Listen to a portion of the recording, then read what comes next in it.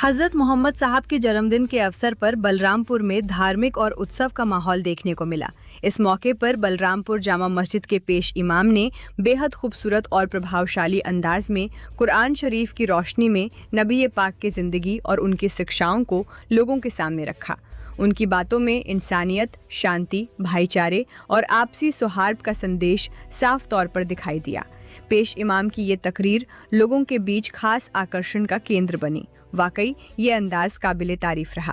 आइए अब आप भी देखिए बलरामपुर से सामने आया ये खास नज़ारा। पूरी दुनिया को हम तमाम मुसलमान अपने नबी सल्लल्लाहु अलैहि वसल्लम जो हमारे नबी है और कायनात के लिए रहमत है, तमाम के लिए अमन, शांति और सुकून का पैगाम लाने वाले हैं, उनकी यौम विलादत और मिलाद हम तमाम लोगों को मुबारकबाद कहते हैं, जुलूस मोहम्मदी की मुबारकबादी देते हैं। और इसका खुलासा जो पैगाम है वो आपके सामने मैं पेश कर देता हूँ। मैंने कुरान मजीद की एक आयत कोट की थी, वमा अरसलनाका इल्ला रहमतल लिल आलमीन, जिसका माना ये होता है कि हमारे प्रोफेट सल्लल्लाहु अलैहि वसल्लम दोनों आलम के लिए रहमत है। तो वो उस वक्त दुनिया में आए थे और जहाँ पर आए थे वहाँ की स्थिति और सिचुएशन ये थी, वहाँ की हालत ये थी कि वहाँ पर बेटियों को ज़िंदा दफन कर दिया जाता था, औरतों को कोई इज़्ज़त नहीं दी जाती थी, औरतों का कोई मकाम नहीं था।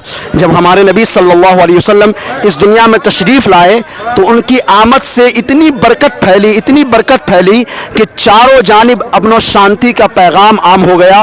और सब लोग जो आपसी कई सालों की दुश्मनी में मुब्तला थे, उन लोगों ने आपस में प्यार और मोहब्बत करना शुरू किया और सब लोग मिलजुल करके रहना शुरू किए। और जिन बेटियों को ज़िंदा दफन कर दिया जाता था, हमारे प्रोफेट सल्लल्लाहु अलैहि वसल्लम के आने से बेटियों को ज़िंदा दरगोर करना और ज़िंदा दफन करना बंद कर दिया गया। और उसके बाद हमारे प्रोफेट ने बेटियों को मकाम अता फरमाया और फरमाया कि बेटियां जो होती है वह घर की रहमत होती है, बीवियां जो होती है वह घर के लिए दौलत होती है और माँ के कदमों के नीचे जन्नत है। इसी तरीके से पूरी दुनिया में अमन और शांति का पैगाम आम किया और हम तमाम लोगों को प्यार और मोहब्बत सिखाया। इस्लाम का भी पैगाम यही है कि जितने भी लोग रहने वाले हैं, इन तमाम लोगों से प्यार करके चला जाए। मुल्क हिंदुस्तान हमारा वतन है, हम इसकी तरक्की के लिए हमेशा कोशा रहते हैं और ये दुआ करते हैं कि अल्लाह ताला हम तमाम हिंदुस्तान वासियों को सलामत रखे और इस मुल्क को मज़ीद तरक्की अता फरमाए। और हम तमाम लोगों को प्यार और मोहब्बत के साथ अपने नबी से मोहब्बत करते हुए और तमाम लोगों के दरमियान अमन और शांति का पैगाम बांटते हुए